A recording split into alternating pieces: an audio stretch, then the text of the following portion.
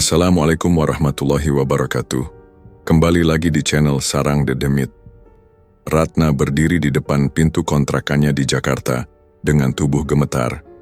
Matanya menatap koper kecil di samping kaki. Di dalam koper itu hanya ada beberapa helai pakaian, sepatu yang sudah agak usang, dan satu foto lama keluarganya. Ia menarik napas panjang, mencoba menenangkan diri, namun perasaan sesak di dada tidak juga hilang. Setelah bertahun-tahun bertahan dengan kerja keras dan mimpi sederhana, semuanya hancur dalam hitungan hari.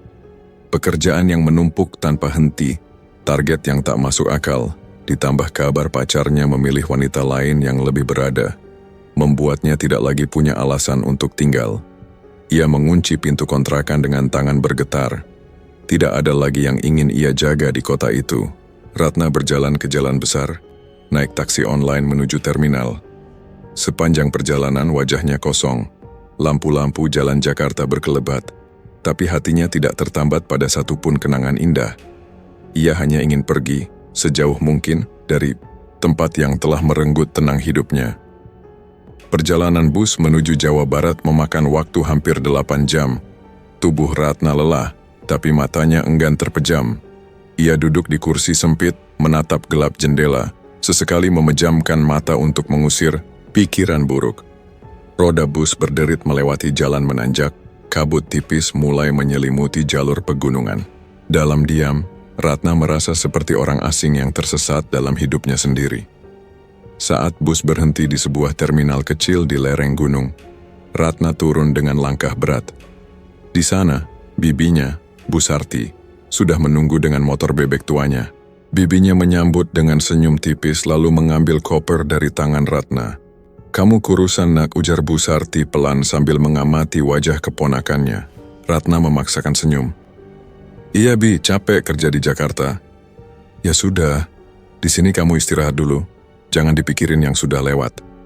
Ratna hanya mengangguk. Perjalanan motor dari terminal menuju rumah Bibi melewati jalan berliku di antara kebun teh yang luas. Pagi itu kabut masih menempel di pucuk daun, membuat hamparan hijau tampak pucat. Ratna memeluk tubuh sendiri, udara pegunungan terasa menusuk tulang. Sesekali, terlihat beberapa pemetik teh berjalan dengan caping, besar dan keranjang di punggung. Wajah mereka tertutup kabut tipis. Ratna terdiam, mencoba meresapi suasana yang asing sekaligus menenangkan itu. Rumah Bibi Ratna sederhana, berdinding papan dengan atap seng. Tidak besar, tapi hangat. Di dalam hanya ada 2 kamar kecil, ruang tamu sempit, dan dapur di belakang. Malam pertama Ratna tidur di kasur tipis di kamar kosong. Tubuhnya masih terasa seperti melayang. Ia berusaha meyakinkan diri bahwa keputusannya benar, bahwa meninggalkan Jakarta adalah jalan terbaik. Namun setiap kali teringat wajah mantan kekasihnya, hatinya kembali diremas. Hari-hari berikutnya Ratna mulai ikut bekerja di perkebunan teh Kencana. Ia diterima sebagai pemetik teh karena rekomendasi bibinya yang sudah lama tinggal di desa itu. Upahnya tidak besar, hanya cukup untuk makan sehari-hari, tapi Ratna tidak mempermasalahkannya. Yang ia butuhkan hanyalah kesibukan untuk mengisi hari, agar pikirannya tidak terus diganggu bayangan masa lalu. Setiap pagi, Ratna bangun sebelum matahari terbit. Ia mengenakan baju panjang sederhana, caping, dan membawa keranjang di punggung. Dari mes pekerja, ia berjalan bersama rombongan menuju petak perkebunan. Udara masih dingin, kabut tipis menutupi pandangan, dan embun membasahi tanah. Saat matahari perlahan muncul, hamparan pucuk teh hijau membentang sejauh mata memandang. Indah sekaligus menegangkan. Para pemetik teh bekerja dalam diam. Suara gesekan tangan dengan daun teh bercampur dengan desiran angin. Ratna mencoba mengikuti irama kerja, meski awalnya tangannya kaku dan sering salah memetik. Seorang pekerja tua bernama Mak Nini sempat menegurnya. "Jangan sembarangan, nak. Yang dipetik pucuk 3 daun saja. Kalau salah bisa dimarahi mandor." Ratna tersenyum kaku. "Iya, Mak. Maaf, saya masih baru." "Kalau baru, hati-hati. Perkebunan ini luas, tidak semua tempat aman untuk pemula." Ratna mengernyit. "Maksudnya, apa, Ma?" Mak Nini hanya diam sejenak, lalu melanjutkan pekerjaannya tanpa menjawab. Ratna merasa ada yang janggal, tapi ia memilih tidak mengejar pertanyaan itu. Ia melanjutkan pekerjaan dengan perasaan sedikit resah. Setiap kali ia mengangkat kepala, matanya terpaku pada barisan pohon teh yang seolah tak ada ujungnya. Semakin lama Ratna merasa perkebunan itu bukan hanya hamparan hijau. Ada sesuatu yang tersembunyi di balik keindahannya. Sore hari, para pemetik teh pulang dengan keranjang penuh. Ratna ikut berjalan bersama rombongan, tubuhnya pegal dan tangannya perih. Namun, ada rasa puas karena ia berhasil bertahan sehari penuh. Setibanya di mes, ia duduk di beranda, menatap matahari yang tenggelam di balik kabut. Suasana indah itu terasa asing, seolah menyimpan rahasia yang tak terlihat. Malam harinya, Ratna makan bersama para pekerja lain. Obrolan ringan tentang hasil panen, harga teh, dan kehidupan sehari-hari memenuhi ruangan. Namun sesekali, Ratna mendengar bisikan pelan dari dua pekerja muda yang duduk tak jauh darinya. Jangan sampai kena giliran petak 7, aku nggak mau. Kalau dipaksa mandor ya sudah. Tapi jangan sampai pulang terlambat, bahaya. Ratna pura-pura tidak mendengar, tapi dalam hati ia penasaran. Petak 7? Apa yang salah dengan tempat itu? Beberapa hari kemudian, Ratna mulai terbiasa dengan ritme kerja. Badannya memang letih setiap sore, tapi ia merasa lebih tenang. Malam-malamnya diisi dengan tidur nyenyak, meski sesekali mimpi buruk masih menghantuinya. Hingga suatu sore, saat Ratna duduk sendirian di tepi kebun, Dodi, salah satu mandor lapangan, menghampirinya. "Capek, nah?" tanya Dodi sambil meletakkan botol minum di samping Ratna. "Iya, Mas. Masih kaku tanganku," jawab Ratna sambil tersenyum. "Nanti juga terbiasa. Yang penting jangan maksa diri. Di sini kerja memang berat, tapi kalau ikhlas rasanya lebih ringan." Ratna menatap wajah Dodi yang hangus terbakar matahari, tapi ada ketulusan di balik senyumnya. "Mas sudah lama kerja di sini?" "Sejak lulus sekolah. Udah belasan tahun. Bapak saya juga dulu pemetik teh. Jadi ya, sudah kayak rumah sendiri." Obrolan mereka mengalir sederhana. Namun sebelum beranjak pergi, Dodi menatap Ratna dengan ekspresi serius. "Hati-hati kalau sudah lewat maghrib. Jangan pernah sendirian di dekat pohon beringin kembar di ujung petak 7. Ratna terdiam. "Kenapa, Mas? Ada binatang?" Dodi tidak tersenyum. "Lebih buruk dari binatang." "Apaan maksudnya?" Dodi mendekat, menurunkan suaranya. "Di sana, ada yang nggak pernah istirahat. Orang sini menyebutnya Arum." Nama itu asing di telinga Ratna, tapi nada suara Dodi membuat bulu kuduknya meremang. Ia ingin bertanya lebih lanjut, namun Dodi sudah beranjak pergi, meninggalkan Ratna sendirian dengan rasa penasaran bercampur takut. Angin sore berhembus kencang, membuat pucuk teh bergetar. Kabut mulai turun, menutup jalan setapak menuju mes. Ratna menggenggam keranjangnya lebih erat, berusaha menenangkan diri, tapi dalam hatinya, sebuah pertanyaan baru sudah muncul. Siapa sebenarnya Arum? Malam itu Ratna tidak bisa tidur dengan tenang. Hatinya gelisah seolah ada sesuatu yang menunggu di luar sana, meski ia tahu tidak ada apapun selain kabut dan kebun teh. Ia menarik napas panjang, mencoba mengalihkan pikiran, tapi rasa dingin di dadanya tidak juga hilang. Pagi datang tanpa ia sadari. Matanya berat, tubuhnya letih, namun ia tetap harus bangun lebih cepat dari pekerja lain. Di mes, beberapa pemetik sudah bersiap dengan caping dan keranjang di punggung. Ratna menggosok wajahnya dengan air dingin dari ember, berharap kantuknya hilang. Bibinya sempat memperhatikan dari dapur. "Kamu pucat, nak? Sakit?" "Tidak, Bi, cuma kurang tidur."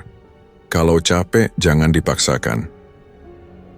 Ratna mengangguk. Meski ia tahu rasa capeknya bukan sekadar karena kerja fisik, ada beban lain yang mengendap di pikirannya. Di kebun, Ratna bekerja lebih lambat dari biasanya. Tangannya sering salah memetik, pikirannya melayang ke peringatan Dodi semalam. Pohon beringin kembar, petak 7, nama Arum. Semua itu berputar di kepalanya, membuatnya kehilangan fokus. Mak Nini yang bekerja di sebelahnya sempat menegur. "Nah, jangan bengong. Daun teh kalau salah petik bisa kena marah." Ratna tersentak. "Iya, Mak. Maaf." Mak Nini melirik sekilas, lalu kembali menunduk. Ratna merasa tatapan itu menyimpan sesuatu, seolah ada hal yang sengaja disembunyikan. Saat istirahat siang, para pekerja berkumpul di bawah pohon rindang untuk makan bekal. Ratna duduk agak jauh, membuka kotak makan sederhana berisi nasi dan tempe goreng. Dodi datang membawa termos. "Kecil, kamu sudah makan?" tanya Dodi sambil duduk di sampingnya. Ratna tersenyum lemah. "Sudah mas, tapi belum habis." Dodi membuka bungkus daun pisang berisi singkong goreng lalu menyodorkannya. "Coba ini, buatan ibu saya." Ratna menatap singkong itu sejenak, lalu mengambil satu. "Terima kasih." Mereka makan dalam diam, hanya terdengar suara angin yang menggerakkan pucuk teh. Namun setelah beberapa saat Dodi memecah keheningan. "Kamu semalam bisa tidur?" Ratna menoleh heran. "Kok mas tanya begitu?" Dodi menatap lurus ke depan. "Soalnya wajahmu kelihatan capek." Ratna menunduk, jari-jarinya memainkan bekal di kotak. "Tidak bisa tidur, saya kepikiran omongan mas kemarin." "Yang tentang petak 7? Ratna mengangguk pelan. "Iya, kenapa harus segitunya? Apa benar ada sesuatu di sana?" Dodi tidak langsung menjawab. Ia menghela napas panjang. "Kamu belum lama di sini, Nah. Banyak hal yang orang luar sulit percaya. Tapi kalau kamu sudah tinggal cukup lama, kamu akan tahu sendiri." Ratna mencoba menahan rasa ingin tahu, tapi rasa takut bercampur penasaran mendorongnya. "Saya tidak mengerti. Apa hubungannya dengan nama itu?" "Arum." Mata Dodi menajam. "Jangan sebut keras-keras." Ratna menelan ludah, merasakan hawa aneh dari nada suara itu. "Kenapa?" "Nama itu bukan sekadar cerita. Dia pernah ada. Sampai sekarang, orang sini percaya dia masih ada." Keheningan menyelimuti mereka beberapa detik. Ratna menatap wajah Dodi, mencari tanda apakah ia bercanda atau sungguhan. Namun tatapan dingin mandor itu tidak memberi celah untuk bercanda. "Kalau kamu ingin tahu lebih jauh, tanyalah orang tua di desa. Mereka tahu lebih banyak.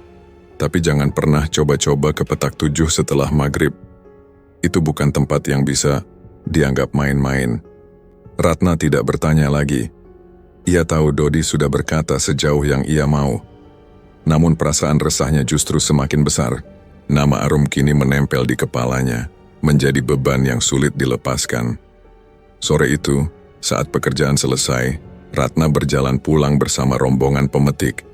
Kabut mulai turun, menutupi jalan setapak di antara pohon teh. Dari kejauhan, samar-samar, terlihat 2 batang beringin besar menjulang di petak 7. Ratna spontan memperlambat langkah. Ada tarikan aneh dari arah pohon itu, seakan-akan dirinya dipanggil. Tapi sebelum ia sempat menatap lebih lama, Mak Nini menepuk lengannya. "Ayo jalan, jangan banyak lihat-lihat ke sana." Ratna terkejut. "Kenapa, Mak?" Mak Nini hanya bergumam. "Tidak baik, sudah ikut saja yang lain." Ratna kembali melangkah, namun hatinya semakin kacau. Malam itu di mes ia kembali sulit tidur. Perkataan Dodi dan sikap aneh Mak Nini membuat pikirannya penuh tanda tanya. Ia memejamkan mata, tapi bayangan beringin kembar kembali muncul. Kali ini lebih jelas. Ia melihat sosok perempuan berdiri di bawahnya, namun wajahnya kabur. Ratna terbangun dengan tubuh basah oleh keringat dingin. Ia duduk di tepi ranjang, memegangi kepalanya. Nafasnya terengah, tubuhnya dibanjiri keringat dingin. Bayangan perempuan kabur di bawah beringin kembar terus menempel di benaknya, membuat dadanya sesak. Malam itu terasa panjang, seakan waktu enggan bergeser. Ia akhirnya memejamkan mata bukan karena lelah, tapi karena tubuhnya sudah menyerah pada gelisah yang menumpuk. Pagi datang dengan sinar matahari yang menusuk jendela kamar. Ratna bangun dengan tubuh pegal, matanya bengkak karena kurang tidur. Saat ia keluar dari mes pekerja, lain sudah bersiap menuju kebun. Suara mereka riuh, tapi Ratna merasa asing. Kepalanya masih dipenuhi pertanyaan tentang nama Arum, tentang peringatan Dodi, juga sikap Mak Nini, yang seolah menyimpan sesuatu. Hari itu Ratna bekerja lebih lambat dari biasanya. Tangannya bergerak, tapi pikirannya melayang. Ia merasa harus tahu lebih banyak, meski bagian dalam dirinya masih ragu. Saat istirahat siang, Ratna duduk di samping Mak Nini, sengaja mencari kesempatan. "Mak, boleh tanya sesuatu?" Suara Ratna pelan. Mak Nini menoleh, wajahnya penuh keriput. "Apa, Nah?" "Nama Arum. Siapa dia sebenarnya?" Mak Nini terdiam lama, tatapannya lurus ke kebun. Ratna hampir mengira ia tidak akan menjawab, sampai akhirnya suara serak itu keluar. "Kamu dengar dari siapa?" "Dari Mas Dodi," jawab Ratna jujur. Mak Nini menarik napas panjang. "Arum itu pemetik teh, sama seperti kita dulu. Cantik, ramah, semua orang suka padanya. Tapi hidupnya berakhir tragis." Ratna merasakan bulu kuduknya berdiri. "Kenapa, Mak? Apa yang terjadi?" Mak Nini menghela napas panjang lagi, seperti menimbang apakah ia boleh membuka cerita itu. Lalu ia bersuara lirih. 30 tahun lalu, Arum jatuh cinta pada Tirta Yasa, anak juragan perkebunan. Tirta berjanji akan menikahinya. Arum percaya, menyerahkan segalanya. Sampai akhirnya dia hamil. Ratna menutup mulutnya dengan tangan. Lalu, bagi keluarga terpandang itu aib besar. Juragan marah besar. Tirta disuruh menyingkirkan Arum sebelum rahasia terbongkar. Ratna tercekat. "Maksudnya?" Mak Nini menunduk. "Arum dibawa ke bawah pohon beringin kembar. Malam berkabut, katanya Tirta datang bersama 2 orang suruhan. Arum dibekap, meronta, memohon, tapi mereka tidak peduli. Tirta tidak hanya meninggalkannya, dia memerintahkan agar Arum dibungkam selamanya." Ratna merasakan tengkuknya dingin. "Dibungkam bagaimana?" Mak Nini menatapnya sebentar, lalu berbisik. "Kepalanya dipenggal, tubuhnya dikubur di tanah perkebunan. Kepalanya dibuang ke jurang agar tidak pernah ditemukan." Ratna terdiam lama. Kata-kata itu menempel kuat di telinganya, seolah ada bayangan gelap yang menekan dadanya. Ia menelan, ludah, mencoba berkata, "Kenapa tidak ada yang melapor? Arum orang miskin, siapa yang peduli?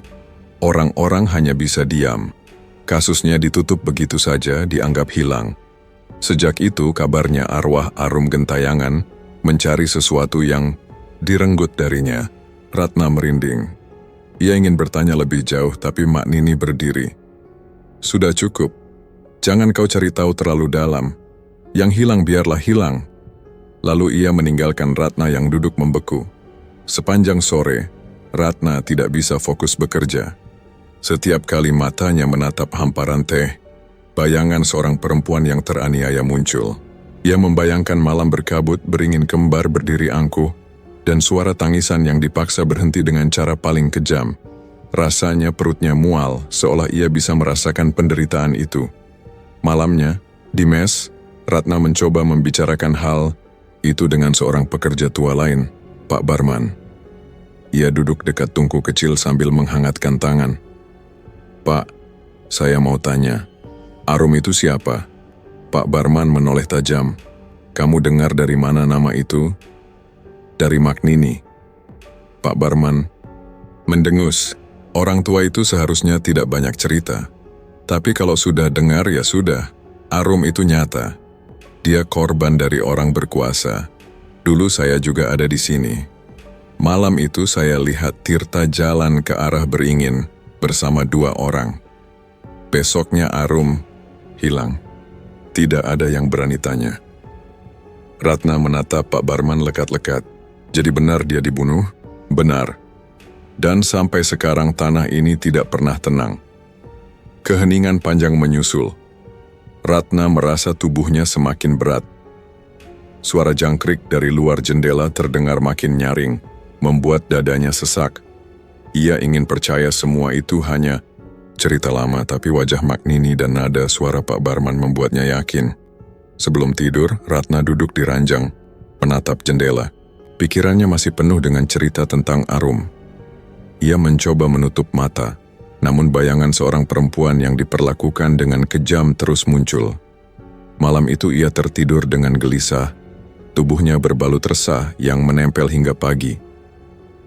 Hari-hari berikutnya Ratna berusaha bekerja seperti biasa. Ia memetik daun teh, menunduk mengikuti irama pekerja lain. Namun setiap kali melewati jalan setapak yang mengarah ke petak 7, dadanya terasa kaku. Ia mencoba meyakinkan diri bahwa semua itu hanya cerita lama, dongeng untuk menakut-nakuti pekerja baru. Tapi setiap kali mengingat wajah Maknini dan nada suara Pak Barman, keyakinan itu mudah runtuh. Sampai akhirnya, giliran lembur datang. Nama Ratna termasuk dalam daftar pekerja yang harus menyortir daun teh di gudang dekat petak 7. Ia tidak bisa menolak karena semua pekerja mendapat jatah bergantian. Malam itu, udara dingin menusuk tulang. Langit gelap tanpa bintang, hanya kabut yang turun semakin tebal. Gudang itu bangunannya tua, peninggalan zaman Belanda. Dindingnya dari papan kusam, atapnya bocor di beberapa titik. Di dalam hanya ada lampu minyak yang remang, meja panjang, dan tumpukan karung berisi daun teh. Ratna duduk bersama 3 pekerja lain, masing-masing sibuk memisahkan daun. Suara gesekan daun memenuhi ruangan, monoton dan menekan. Awalnya semua berjalan biasa. Ratna mencoba fokus pada pekerjaannya, menunduk tanpa banyak bicara. Namun semakin malam, suasana terasa aneh. Udara di gudang tiba-tiba menjadi dingin seperti ada angin yang masuk meski semua pintu dan jendela tertutup rapat. Ratna menggigil, tangannya kaku. Matanya sesekali menoleh ke jendela berdebu. Lalu suara itu datang, pelan, lirih, seperti suara tangisan seorang perempuan. Ratna spontan berhenti bekerja. Ia mendongak, menoleh ke sekeliling. Tapi ketiga pekerja lain tidak bereaksi. Tangisan itu terdengar jelas seolah berasal dari luar gudang. "Mak, kalian dengar sesuatu?" tanya Ratna ragu. Salah satu pekerja, lelaki tua, menoleh cepat. "Dengar apa?" Ratna menelan ludah. "Tangisan." Lelaki itu hanya mendengus. "Sudah, jangan banyak omong, kerja saja." Ratna diam, tapi tangisan itu semakin jelas. Suaranya pilu, serak, seakan penuh penderitaan. Bersamaan dengan itu, aroma melati tiba-tiba memenuhi ruangan. Wangi yang tajam menusuk hidung, namun bercampur dengan bau anyir darah. Perut Ratna mual, kepalanya pusing. Ia menoleh ke jendela dan saat itulah tubuhnya membeku. Di luar sana, di antara barisan pohon teh yang tertutup kabut, terlihat sosok perempuan berkebaya lusuh. Tubuhnya bergerak pelan, tangannya meraba-raba udara, tapi wajahnya tidak ada. Dari leher yang terputus menetes cairan hitam pekat, jatuh ke tanah satu demi satu. Ratna tercekik oleh rasa takut. Matanya membelalak, bibirnya bergetar. "Ya Tuhan!" Suaranya nyaris tak terdengar. Sosok itu semakin dekat, bayangan tubuhnya samar di balik kabut. Ratna menjerit sekuat tenaga, melempar daun teh yang ada di tangannya, lalu berlari keluar gudang. "Ratna! Hei, mau kemana?" teriak salah satu pekerja, tapi Ratna tidak mendengar. Langkahnya kacau, dadanya sesak, napasnya memburu. Ia berlari menembus kabut, menyusuri jalan setapak menuju mes. Setiap bayangan pohon ia kira sosok itu mengejarnya. Sampai akhirnya ia tiba di mes dengan wajah pucat, tubuh gemetar, keringat bercucuran meski udara dingin. Pekerja lain yang sedang beristirahat terkejut melihatnya. "Nah, kenapa?" tanya seorang perempuan muda. Ratna tidak langsung menjawab. Nafasnya tersengal, matanya kosong. Aku lihat dia." "Siapa?"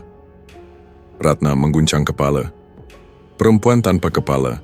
Dia ada di luar gudang." Semua pekerja terdiam. Beberapa saling pandang, wajah mereka menunjukkan ekspresi yang sulit dibaca.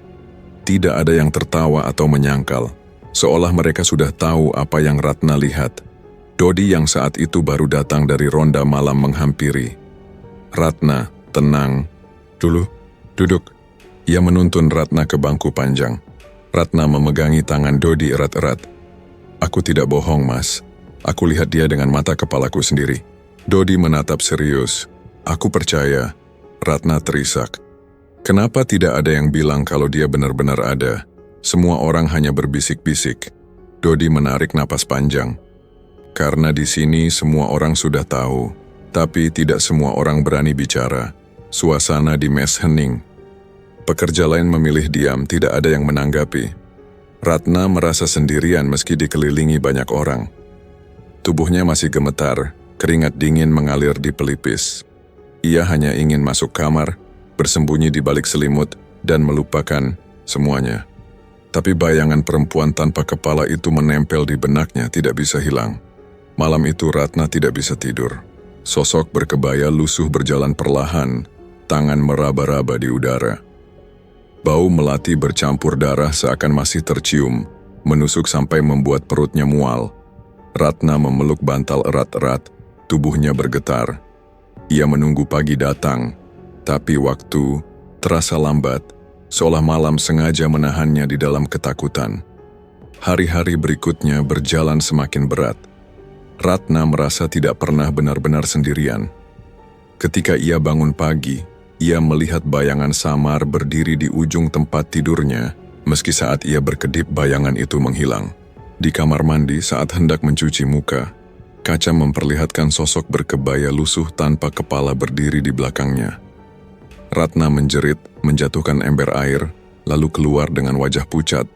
Beberapa pekerja yang mendengar teriakan itu berbisik satu sama lain. "Dia sudah ditandai," kata seorang perempuan muda. "Ya, Arum sudah memilihnya," jawab yang lain dengan nada rendah. Bisikan-bisikan itu membuat Ratna semakin terpojok. Ia sadar teman-teman sekerjanya mulai menjaga jarak. Tidak ada lagi yang mengajaknya bercanda saat istirahat. Bahkan beberapa memilih menjauh saat bekerja. Ratna merasa sendirian di tengah kerumunan. Satu-satunya orang yang tetap ada di sampingnya adalah Dodi. Mandor itu sering datang ke mes, membawa makanan kecil atau sekadar menemaninya bicara. "Nah, kamu jangan takut. Selama kamu tidak macam-macam, kamu aman," ujar Dodi suatu sore sambil menyerahkan sepotong ubi rebus. Ratna menatap dengan mata berkaca. "Tapi dia terus muncul, Mas, di mana-mana. Bahkan saat aku tidak memikirkan dia, tiba-tiba dia ada." Dodi menarik kursi duduk di samping Ratna. "Aku percaya kamu.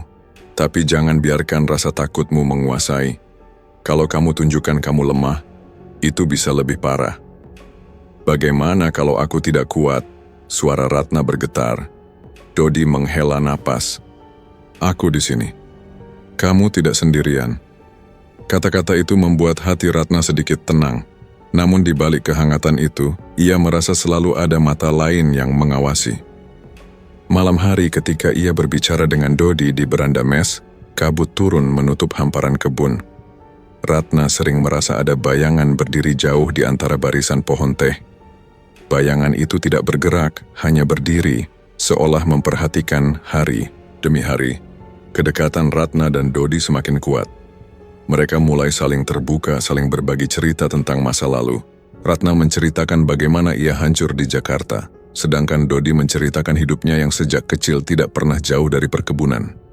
Dalam keheningan malam, hubungan mereka tumbuh tanpa mereka sadari. Sampai suatu malam, setelah makan malam bersama, Dodi memberanikan diri. Mereka duduk di bangku kayu depan rumah Bibi Ratna. Udara dingin, kabut turun pelan, hanya suara serangga mengisi keheningan.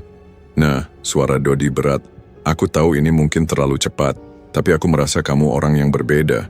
Aku tidak ingin kehilangan kamu." Ratna menoleh, matanya membesar. "Mas," Dodi menarik napas dalam, "maukah kamu jadi istriku?" Hati Ratna berdegup kencang. Pertanyaan itu membuat tubuhnya panas sekaligus dingin. Ia tidak langsung menjawab, matanya berkaca.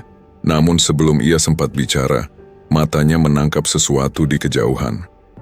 Di bawah pohon beringin kembar, samar tertutup kabut, berdiri sosok berkebaya lusuh tanpa kepala. Tangan sosok itu terangkat, menunjuk lurus ke arah villa utama perkebunan. Ratna membeku. "Nah, kenapa?" tanya Dodi khawatir melihat wajahnya yang pucat. Ratna hanya mengangkat tangannya, menunjuk ke kejauhan. "Mas, lihat." Dodi menoleh cepat, tapi tidak ada apa-apa selain kabut dan pohon teh. Ratna tetap terpaku, matanya tidak berkedip. Ia yakin apa yang ia lihat nyata. Sosok itu berdiri, tegak meski kepalanya tidak ada, seolah menuntut sesuatu. Dodi menggenggam tangan Ratna erat-erat.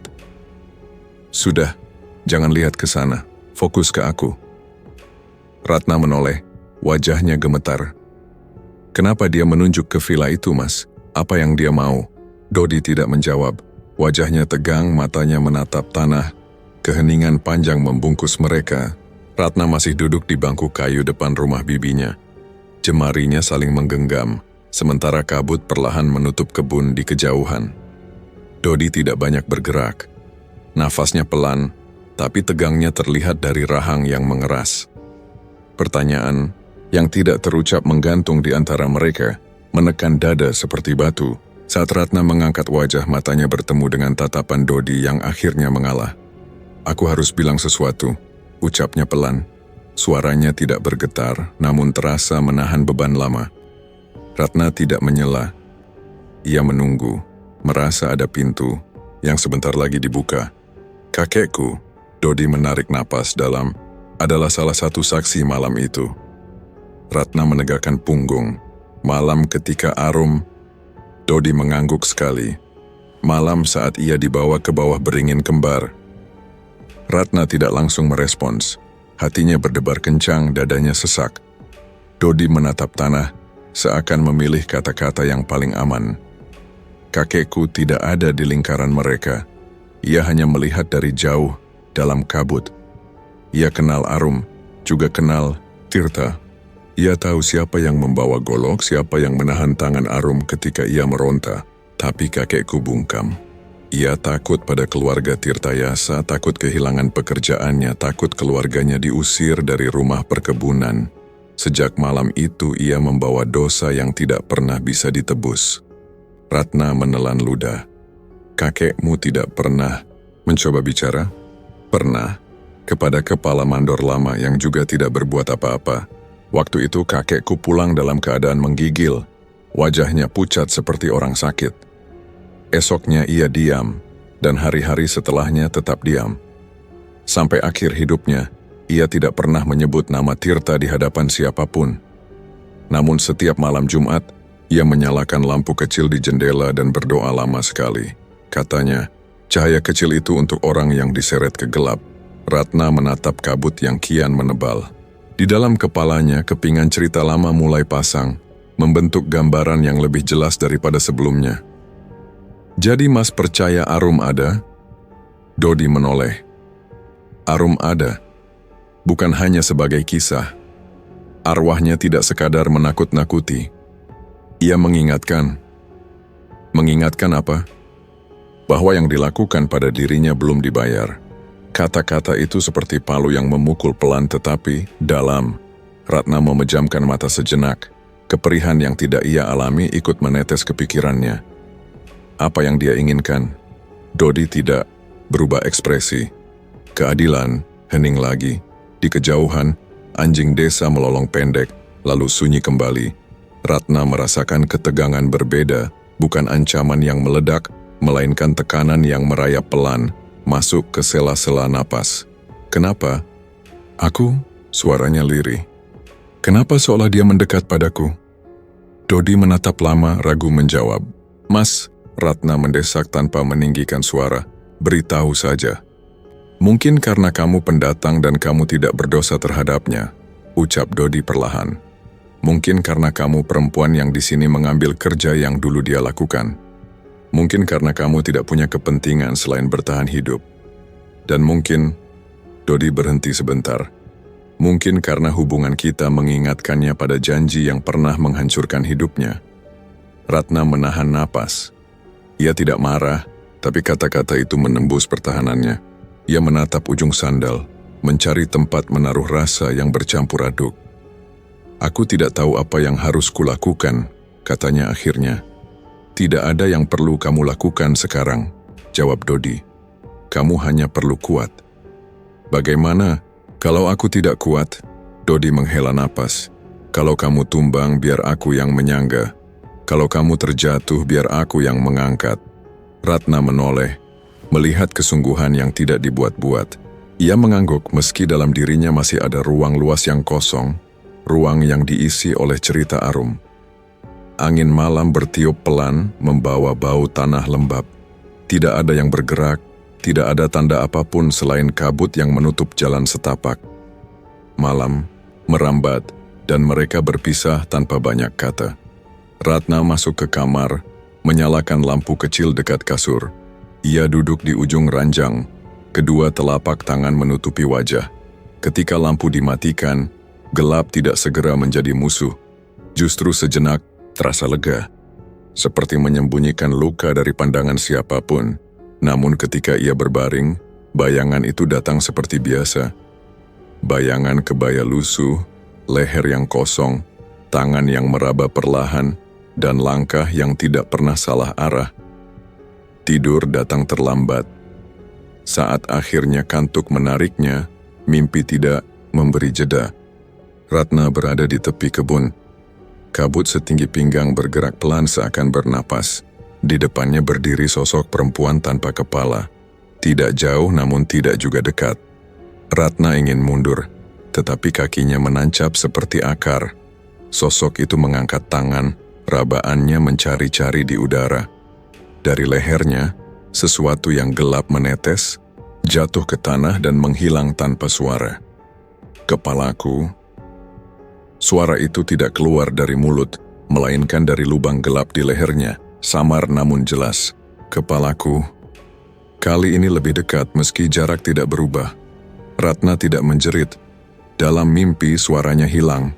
Hanya tubuhnya yang menggigil. Ia ingin mengatakan bahwa ia bukan musuh, bahwa ia tidak tahu apa-apa, bahwa ia bahkan tidak mampu menolong dirinya sendiri. Namun kata-kata itu pecah sebelum keluar. Ia terbangun mendadak, duduk di ranjang dengan napas terputus. Kamar gelap hanya remang dari celah jendela yang menandakan malam belum selesai. Ratna menatap ke sudut ruangan. Tidak ada apa-apa. Namun jantungnya masih berpacu seolah baru saja berlari jauh. Ia meneguk air dari gelas kecil. Tangan gemetar membuat air meluber sedikit. Pagi datang tanpa ia rasa. Ratna membawa tubuh lelahnya ke kebun, menunduk memetik pucuk 3 daun, berusaha tidak menoleh ke petak 7. Para pekerja kini menjaga jarak lebih halus. Tidak ada kata-kata jahat, hanya jeda yang sengaja dibikin panjang setiap kali ia mendekat. Ratna menelan sepi seperti menelan obat pahit. Di jam istirahat, Dodi menghampiri dengan 2 gelas teh hangat. "Minum," katanya pelan. "Terima kasih." Dodi duduk di sampingnya, menatap hamparan hijau. "Aku tidak akan memaksa jawaban soal lamaran. Aku tahu waktunya belum tepat." Ratna menunduk. "Aku ingin tenang dulu. Aku paham. Aku di sini bukan untuk mendesak. Aku di sini untuk menemani." Ratna menatap gelas di tangannya. Uap tipisnya mengaburkan permukaan. "Mas," suaranya diatur. "Kalau arwah itu ingin keadilan, apa keadilan bisa didapat dari orang yang sudah kebal?" Dodi tidak langsung menjawab. Keadilan punya caranya sendiri. Kalau caranya membuat orang lain hancur, kita tidak memilih cara. Kita hanya memilih apakah kita berani melihat. Kata-kata itu mendarat tanpa bunyi. Ratna mengangguk, bukan karena setuju, tetapi karena tidak ada bantahan yang lebih masuk akal. Mereka menghabiskan teh tanpa banyak bicara. Hembusan angin menggoyang. Pucuk teh seperti gelombang kecil tenang namun tidak henti. Malam berikutnya mimpi datang lagi lebih rapat. Ratna berdiri di bawah beringin kembar. Langit tidak terlihat, hanya kabut yang bergerak pelan. Sosok Arum muncul dari antara kabut. Kebayanya lusuh, lehernya kembali kosong. Kali ini jaraknya lebih dekat. Tangannya mengarah ke tanah di bawah pohon, lalu ke arah jurang, lalu kembali ke Ratna. Gerakannya lambat, tidak tergesa, seakan memastikan pesan yang ingin disampaikan tidak salah ditangkap.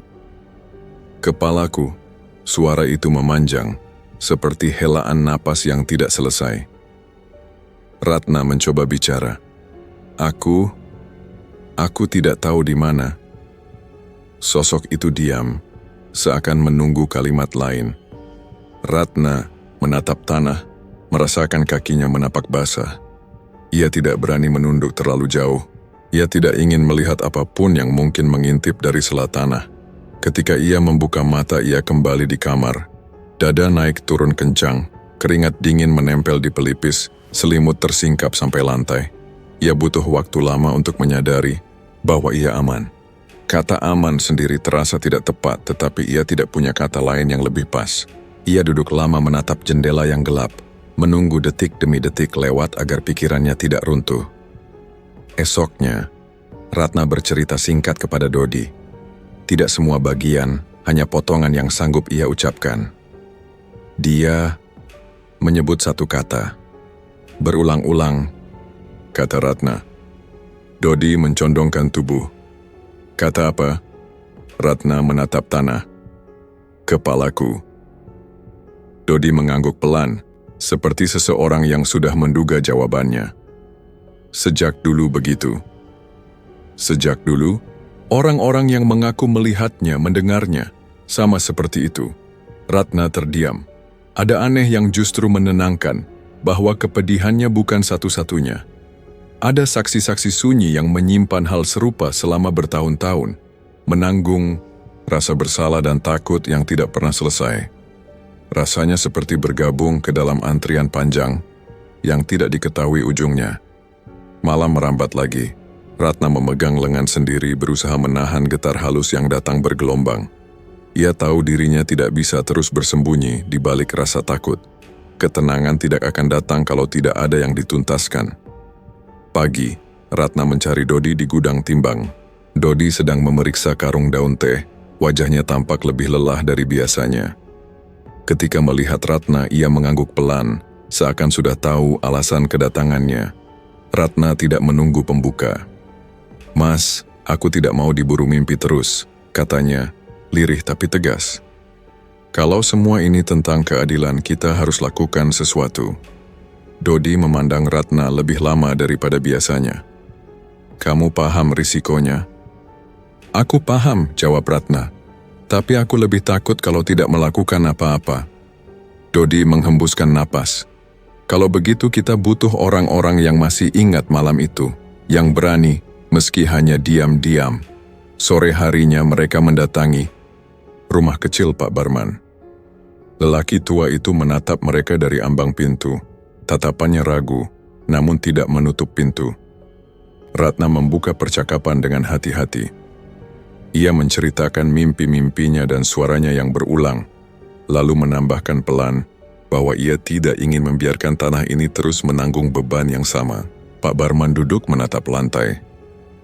Dulu saya muda dan penakut, katanya pelan. Sekarang saya tua dan penyesalan itu tidak kemana-mana. Kalau kalian butuh saya untuk bersaksi di depan bayangan sekalipun, saya ikut. Mereka juga mendatangi Mak Nini. Awalnya perempuan tua itu menolak, menggeleng cepat sambil memeluk selendangnya rapat-rapat. Aku sudah janji pada diriku tidak akan balik ke sana malam hari, gumamnya. Ratna duduk lebih dekat, menggenggam tangan keriput itu. Mak, aku tidak minta Mak melawan siapa-siapa. Aku hanya minta Mak berdiri beberapa langkah di belakang. Keberadaan Mak membuatku tidak merasa sendirian. Ada jeda panjang sebelum Mak Nini mengangguk kecil. Baik, tapi aku tidak menatap lama-lama. Menjelang senja, Dodi mengajak Ratna bicara di pinggir kebun, jauh dari telinga yang mudah menyimpulkan. Kita tidak bisa mendatangi dia begitu saja, ucap Dodi. Orang seperti Tirtayasa tidak mau diajak bicara. Apalagi soal masa lalu. Kita perlu umpan. Ratna menatap deretan pucuk teh yang bergerak pelan ditiup angin. Apa yang bisa memancingnya? Dodi menatap tanah. Keserakahan. Katanya di bawah beringin kembar dulu ada kalung emas yang dikasih Tirta pada Arum. Rumor seperti itu cepat menyebar dan telinganya pasti menangkap. Rencana disusun sederhana dan kotor. Karena hal yang bersih tidak akan menyentuh orang yang menutup diri. Esoknya di warung kecil dekat timbangan obrolan dibuat mengalir. Ratna duduk pura-pura menahan suara saat menyebut kalung pinggul lawas, sedangkan Dodi berlagak menegur agar tidak keras-keras. Pak Barman menyambar, menambahkan bahwa karung lama yang digali pekerja baru menyingkap sebagian logam kusam. Dua pekerja muda yang dipercaya menyebarkan gosip berpura-pura kaget dengan cara yang tidak berlebihan, lalu menutup mulut seolah takut. Dalam hitungan jam, Kabar itu keluar dari lingkaran kecil. Malam turun cepat dan di rumah Bibi, Ratna duduk di lantai sambil memeriksa ulang langkah-langkah yang sudah disepakati. Dodi akan memastikan jalur setapak ke petak 7 tidak licin. Pak Barman mengambil posisi di balik batang teh terdekat, sementara Mak Nini menunggu di bibir jalan agar mudah mundur bila perlu. Ratna berdiri tidak jauh dari beringin kembar, cukup terlihat oleh siapapun yang datang, namun masih ada jarak aman. Tidak ada lampu terang, hanya lampu minyak kecil di tangan Pak Barman untuk memberi tanda jika sesuatu tidak beres. Kalau dia datang dengan orang lain, tanya Ratna. Kita tetap mundur setapak, jawab Dodi. Kita tidak memaksa siapapun bicara. Kita hanya membuka pintu agar yang berutang berhadapan dengan apa yang ditinggalkannya. Sebelum berpisah malam itu, Dodi memegang bahu Ratna dengan kedua tangan. Kalau di tengah kamu goyah, lihat ke tanah. Ingat kamu berdiri di atas tempat yang menanggung semuanya lebih lama daripada kita. Ratna mengangguk, menelan rasa yang naik ke tenggorokan. Mas, katanya pelan. Aku takut, tapi aku tidak mundur. Dodi menjawab tanpa senyum, namun matanya hangat. Takut itu wajar. Yang penting kamu tetap berdiri. Siang berikutnya terasa panjang. Langit menampung kabut sisa, hawa lembab menempel di kulit. Ratna bekerja seperti biasa, namun setiap gerakan rasanya mekanis. Beberapa pekerja memandangnya sebentar lalu memalingkan wajah, tidak ingin ikut terseret. Itu tidak menyakitkan seperti sebelumnya. Rasa asing yang ia bawa kini berubah menjadi tenaga untuk menuntaskan sesuatu yang mengganjal. Menjelang petang, Dodi memberikan isyarat singkat di gerbang mes. Tidak ada kalimat panjang. Hanya anggukan dan tatap yang memastikan semua orang berada di tempatnya. Ratna menyiapkan jaket tipis, memasukkan senter kecil ke saku, walau mereka sepakat menghindari cahaya terang. Ia berjalan tanpa banyak bunyi, menghitung langkah dari batu patok menuju jalur sempit yang pernah dihafalnya di siang hari. Kabut turun perlahan setinggi lutut kemudian naik sampai pinggang. Suara malam tidak bising namun terasa penuh. Ratna berdiri di posisi yang sudah disepakati, beberapa langkah dari akar beringin yang menjalar.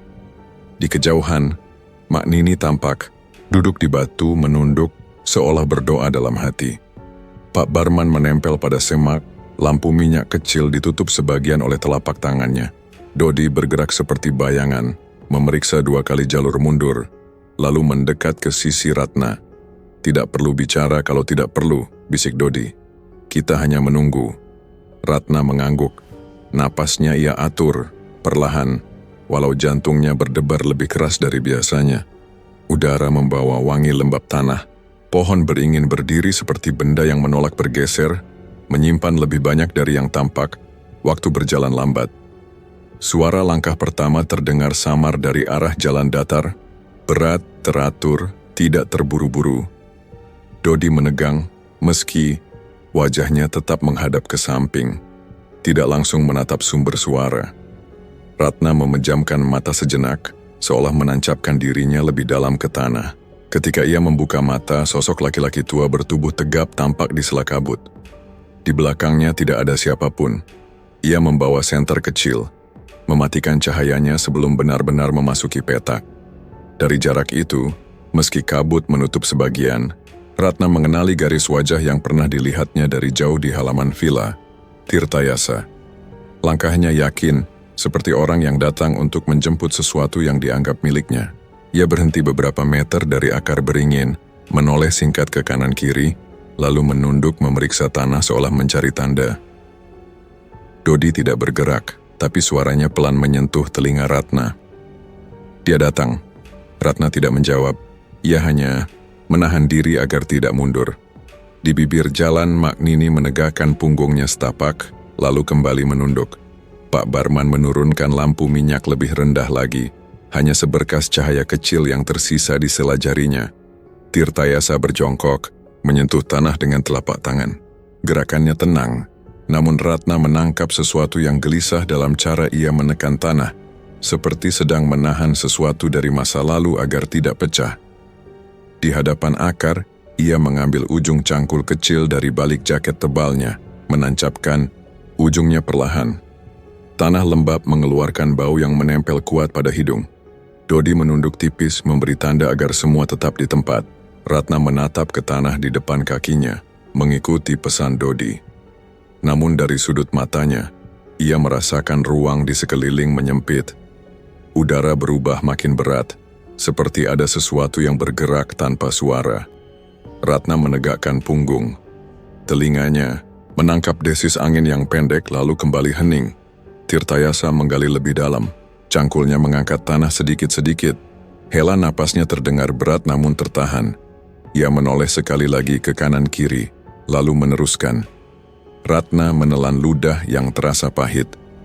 Di sela debar, ia sadar dirinya sudah melewati batas takut yang biasa. Kini yang tersisa adalah siap atau tidak. Tangannya gemetar kecil, namun kakinya tidak merencanakan mundur. Dodi bergeser sejengkal, cukup untuk berada di sisi Ratna jika sesuatu membuat lututnya goyah. Ia tidak menyentuh, hanya hadir, memberi jarak yang cukup agar Ratna tahu ia tidak sendiri. Di kejauhan, Pak Barman mengangkat lampu minyak setitik lebih tinggi untuk memastikan mereka saling melihat tanpa menarik perhatian orang yang datang.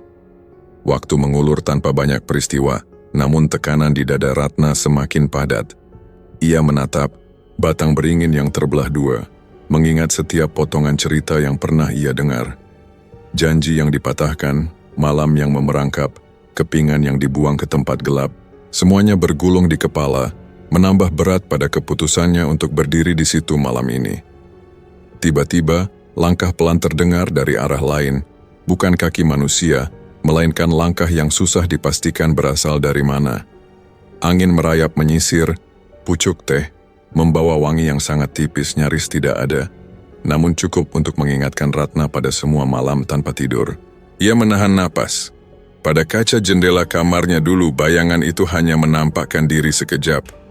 Di sini di bawah beringin, ruang untuk berpaling jadi lebih sempit. Nah, bisik Dodi seadanya. Ingat, kita hanya menunggu. Iya, jawab Ratna hampir tanpa suara. Tirtayasa berhenti menggali. Ia menegakkan tubuh, menatap batang beringin seakan menimbang. Sebelah tangannya masih memegang cangkul. Sebelah lagi menepuk-nepuk celana, membersihkan tanah yang menempel. Tidak ada kata, tidak ada panggilan, tidak ada nama yang diucapkan. Hanya malam yang memantul dari kabut, menahan segala suara agar jatuh pelan. Ratna menatap lurus, tidak mengedip. Di balik ketakutan, ada rasa lain yang tidak mudah disebut. Campuran marah yang sunyi dan harap yang tidak berani tumbuh. Di bibir, jalan Mak Nini bergerak menutup selendangnya lebih rapat. Pak Barman menggeser kakinya sedikit karena pegal, lalu diam kembali. Dodi mengatur napas. Di antara mereka berempat, tidak ada yang tahu siapa yang akan lebih dulu bicara. Udara dingin merayap menahan semua suara. Ratna berdiri mematung, jantungnya berdetak cepat. Sementara Dodi berdiri setengah langkah di belakang. Pak Barman dan Mak Nini tetap di posisi masing-masing, seakan tanah sendiri yang memaksa mereka tidak bergeser. Malam itu bukan malam biasa. Jumat Kliwon, kabut turun lebih tebal, menutup perkebunan seperti selimut basah. Tirtayasa datang sendirian. Langkahnya berat namun teratur, menembus kabut dengan wajah tanpa ragu. Tangannya membawa cangkul kecil, benda yang tampak sepele, tapi cukup untuk menggali kembali tanah yang sudah lama menutup rahasia. Ratna menahan napas saat melihat tubuh tua itu semakin dekat dengan pohon beringin kembar. Bayangan besar batang pohon terlihat lebih kelam daripada biasanya, seolah tahu seseorang akan kembali membuka luka lama. Dari kejauhan, Dodi berbisik lirih. Dia datang sendiri. Ratna mengangguk tanpa suara.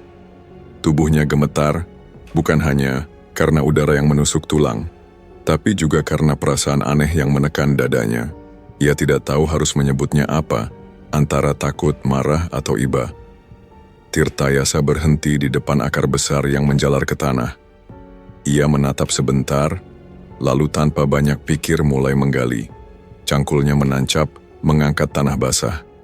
Gerakannya lambat tapi teratur. Dari wajahnya, tampak jelas ia tahu persis tempat yang ia tuju.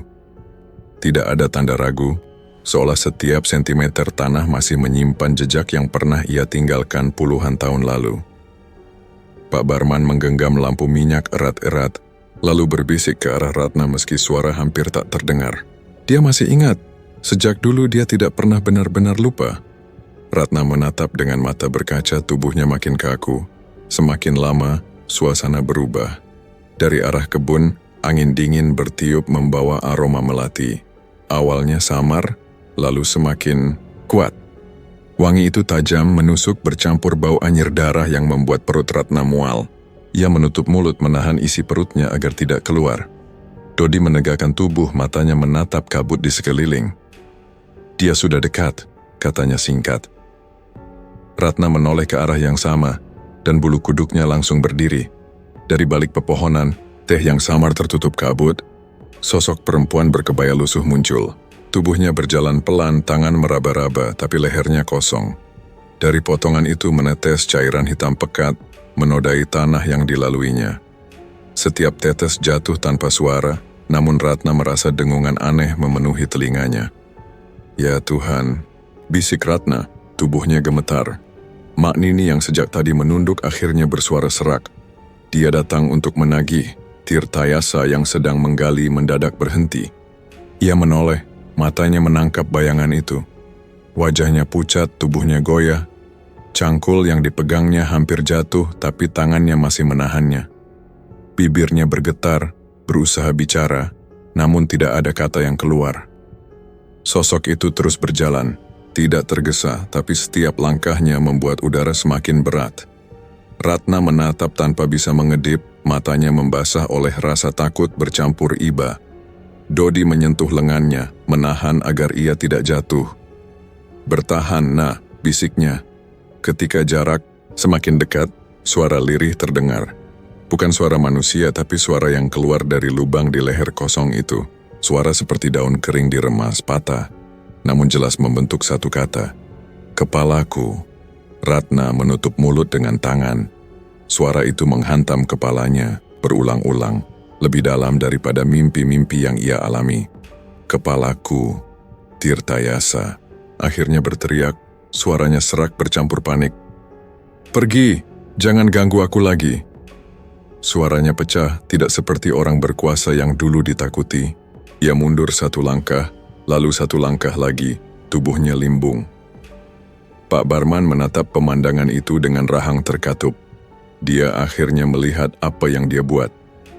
Mak Nini menutup wajah dengan kedua tangan, terisak lirih. Sosok tanpa kepala, itu berhenti beberapa meter di depan Tirtayasa. Tangannya terangkat perlahan menunjuk lurus ke arah tubuh tua itu. Dari lehernya kembali keluar suara yang memecah malam. "Kepalaku." Ratna tidak sanggup menahan lagi. Air matanya jatuh, tubuhnya gemetar hebat. Ia menunduk tapi telinganya tetap mendengar. Bau melati bercampur darah makin menyengat, menutup semua oksigen. Tirtayasa berlutut, cangkul terlepas dari tangannya. Suaranya memohon, namun tidak jelas. Aku. Kalimatnya putus di udara. Ratna menutup telinga dengan kedua tangannya, tapi suara itu masih masuk, berulang-ulang memenuhi kepalanya. Dodi merangkul bahunya kuat seolah menegaskan bahwa ia tidak sendirian menanggung malam itu. Kabut semakin padat menutup hampir seluruh pandangan. Namun sosok itu tetap terlihat, jelas seakan kabut sendiri yang memberi ruang baginya. Sosok tanpa kepala itu tidak berhenti, tidak menoleh, hanya berdiri di depan Tirtayasa, mendesak dengan kehadiran yang tidak bisa ditolak. Ratna menggigil, tubuhnya hampir jatuh jika tidak ditopang Dodi. Hatinya sesak, dadanya berat. Ia sadar, malam ini bukan sekadar melihat hantu. Malam ini adalah saat tanah menagih, saat kata yang terus menghantui akhirnya diucapkan di depan orang yang membuatnya hilang. Namun Ratna tidak tahu bagaimana akhirnya akan ditutup. Aroma melati bercampur anyir darah membuat paru-parunya sesak. Jarak antara Tirtayasa dan sosok itu hanya beberapa langkah, dan setiap detik berjalan begitu lambat, seakan waktu sengaja dipaksa menahan semua orang di lingkaran itu. Tirtayasa menoleh, penuh, matanya membesar. Wajah tuanya kehilangan wibawa, diganti dengan ketakutan yang mentah. Ia jatuh terduduk, kedua tangannya bergetar mencari pegangan, namun tubuhnya seolah kaku, tak bisa mundur, hanya merosot ke tanah. Jangan, jangan, suaranya parau pecah di udara. Sosok itu Arum berdiri tegak dengan kebaya lusuhnya. Dari leher yang kosong terdengar suara gemerisik, seperti daun kering diremas. Suara itu menyusun kata perlahan, jelas, penuh derita. Kepalaku, Ratna, menutup mulut dengan tangan. Air matanya menetes tanpa ia sadari. Dodi menunduk sedikit, wajahnya menegang, tapi tatapannya tidak lari dari sosok itu. Tangan Arum terangkat, tidak ada darah, hanya gerakan kaku namun pasti, mencengkeram udara di depan wajah Tirtayasa. Saat itu, tubuh tua itu menegang, lehernya menoleh paksa ke samping meski ia berusaha melawan. Suara tulang patah terdengar keras, retakannya menusuk telinga. Ratna menjerit pelan, suaranya tertahan di kerongkongan. Dalam sekejap kepala Tirtayasa terlepas dari tubuhnya. Darah tidak menyembur, hanya suara berat tubuhnya jatuh ke tanah. Sosok Arum mengangkat kepala itu tinggi-tinggi, rambutnya menjuntai, mata masih melotot dengan ngeri. Pemandangan itu menghantam Ratna, sampai lututnya hampir goyah. Pak Barman yang berdiri di balik semak memejamkan mata. Mulutnya berkomat kamit tanpa suara. Mak Nini terisak, selendangnya ditarik menutup wajah, tubuhnya gemetar. Arum berjalan perlahan menuju jurang. Langkahnya mantap, membawa kepala itu di tangannya. Ratna menoleh ke arah lain, tidak sanggup melihat, tapi suara langkah itu begitu jelas di telinganya. Ketika sosok itu berhenti di tepi jurang, ia mengangkat kepala itu sekali lagi, lalu melemparkannya ke dalam kegelapan. Dentuman terdengar dari dasar jurang, keras, disusul suara tubuh ambruk menimpa tanah. Ratna gemetar hebat, tangannya menutupi wajah, tapi bayangan itu tetap melekat di kepalanya. Dodi menahan bahu Ratna. Sudah, jangan lihat, ucapnya pelan. Ratna hanya menggeleng, suaranya pecah. Aku tidak bisa, aku masih dengar suaranya. Kabut, di sekitar semakin padat, namun Arum masih berdiri di tepi jurang. Sosoknya tegak, kebayanya bergoyang sedikit ditiup angin malam. Meski tanpa kepala, Ratna bisa merasakan tatapan yang ditujukan padanya. Sesaat, Arum tidak bergerak, seperti memberi waktu pada siapapun yang melihat untuk benar-benar memahami apa yang baru saja terjadi. Pak Barman akhirnya bersuara dengan nada berat. Dia sudah menagih apa yang jadi haknya. Mak Nini hanya menangis lirih, suaranya terputus-putus. Terlambat, semua terlalu terlambat. Ratna masih menunduk, dadanya naik turun tak teratur. Ia merasa terperangkap antara lega dan trauma. Ada bagian dalam dirinya yang berkata bahwa semua ini memang seharusnya terjadi. Namun ada juga bagian yang ingin berlari sejauh mungkin dari kebun itu. Arum perlahan berbalik dari jurang. Tubuhnya berdiri sejenak, kabut menelannya perlahan. Aroma, melati yang pekat ikut memudar. Diganti dengan wangi tanah basah, Ratna mengangkat wajahnya sedikit, hanya untuk memastikan sosok itu benar-benar menghilang. Dia sudah pergi? Suara Ratna bergetar. Dodi menatap sekitar dengan waspada. Untuk sekarang, tidak ada lagi suara selain detak jantung yang masih memukul keras di telinga Ratna. Ia menatap tanah di depan kakinya, lalu menutup mata. Gambar kepala yang terlepas masih membekas, begitu jelas sampai ia yakin akan terbawa dalam mimpinya. Malam itu tidak memberi kepastian. Tubuh Tirtayasa tergeletak tidak jauh, darahnya meresap ke tanah yang sejak lama menyimpan rahasia. Kabut yang menutup perkebunan terasa semakin pekat, menahan udara agar tidak bergerak. Ratna menggenggam lengan Dodi, seolah hanya itu yang bisa membuatnya tetap berdiri. Pak Barman mendekat dengan langkah pelan. Lampu minyak kecil di tangannya bergetar. Ia menatap jasad itu, lalu menghela napas panjang. Akhirnya tanah menagih sendiri. Ucapnya lirih. Mak Nini terisak, selendang yang menutup wajahnya basah oleh air mata. Berpuluh tahun, baru sekarang dibayar. Ratna tidak menjawab. Ia hanya menatap lurus, Otaknya menolak mencerna semua yang baru saja terjadi. Malam itu mereka pulang tanpa banyak kata. Jasad Tirtayasa ditinggalkan, dan kabar pagi berikutnya menyebar cepat. Warga desa geger. Orang kaya itu ditemukan mati di perkebunan dengan kepala terpisah dari tubuhnya. Polisi datang, aparat sibuk menyelidiki. Namun kesimpulan yang diambil sederhana, perampokan sadis. Tidak ada yang bisa membantah dan tidak ada yang berani menyebut nama Arum. Ratna mendengarkan kabar itu dari serambi rumah bibinya. Ia duduk bersama Dodi, wajahnya masih pucat. Seorang tetangga datang membawa berita. Katanya ada yang nekat merampok juragan, kepalanya dipenggal. Gila orang itu. Bibinya hanya mengangguk, pura-pura kaget. Ya Tuhan, siapa yang tega? Ratna menunduk, jari-jarinya meremas kain rok. Dodi menyentuh bahunya sebentar, memberi tanda agar ia tidak bersuara. Hari-hari berikutnya penyelidikan tidak menemukan apapun. Warga hanya mengulang cerita yang sama. Juragan tua itu sering pulang malam, mungkin diikuti perampok. Tidak ada yang menyinggung legenda. Tidak ada yang berani menyebut nama yang seharusnya kembali tenang. Namun perubahan terasa di kebun. Para pemetik mulai berani bekerja hingga senja tanpa rasa takut yang sama. Sesekali mereka mengaku melihat sosok perempuan berjalan di antara barisan pohon teh. Kali ini tidak lagi tanpa kepala. Sosok itu muncul dengan wajah utuh, rambut panjang, terurai, mengenakan kebaya lusuh. Senyumnya tipis, tidak mengancam, hanya seperti orang yang menjaga. Ratna mendengar cerita itu dengan hati campur aduk. Mak Nini yang suatu sore duduk di beranda berkata lirih, "Aku lihat dia semalam. Dia menatap lalu berjalan pelan, tapi wajahnya tenang, bukan seperti dulu." Ratna menoleh, tubuhnya merinding. "Mak yakin?" Mak Nini mengangguk. Dia sudah tidak lagi mencari, dia sudah menemukan yang hilang. Ratna tidak menanggapi, lebih jauh. Ia tahu cerita itu benar, tapi ia juga tahu dirinya tidak bisa lagi tinggal di sana. Setiap sudut kebun mengingatkannya pada malam di bawah beringin kembar. Setiap kabut yang turun membuatnya kembali mendengar suara itu. Ia bicara pada Dodi suatu malam.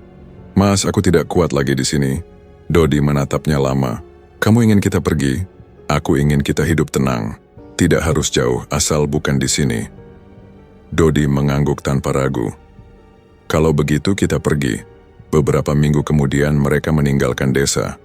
Ratna membawa koper kecil yang sama seperti saat ia datang. Pertama kali, bedanya kini ia tidak membawa hati yang kosong. Ada luka, ada rasa takut, tapi juga ada seseorang yang menggenggam tangannya erat. Dodi berjalan di sampingnya, memastikan setiap langkahnya tidak goyah. Mereka pindah ke kota kecil, jauh dari perkebunan, hidup sederhana, bekerja seadanya. Ratna perlahan mulai terbiasa dengan suasana baru.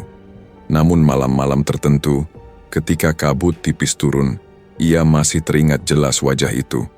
Arum, dengan senyum tipis yang menenangkan sekaligus membuat hati pedih. Legenda itu tidak pernah hilang dari perkebunan teh Kencana. Pekerja baru yang datang selalu mendengar cerita lama. Tentang seorang perempuan cantik yang dikhianati, dibunuh dengan cara keji, lalu arwahnya menuntut balasan. Mereka berbisik di sela kerja, saling memperingatkan agar tidak sembrono. Sebagian percaya, sebagian menertawakan. Namun ketika kabut turun tebal pada malam Jumat Kliwon, tidak ada yang berani menantang nasib. Ratna tidak kembali lagi, tapi ia tahu cerita itu hidup lebih lama dari dirinya. Tanah selalu mengingat darah yang tertumpah, dan keadilan entah dengan cara apa, selalu menemukan jalan untuk ditagih. Duduk di teras rumah barunya, Ratna sering termenung. Suara daun bergesekan di halaman mengingatkannya pada suara lirih yang dulu keluar dari leher kosong. Ia menutup mata membiarkan rasa itu datang lalu pergi perlahan. Dalam hati, ia berbisik pelan, "Semoga kau tenang, Arum." Malam yang sunyi menjawab dengan diam. Namun Ratna merasa, di balik diam itu, ada satu janji yang sudah selesai ditepati.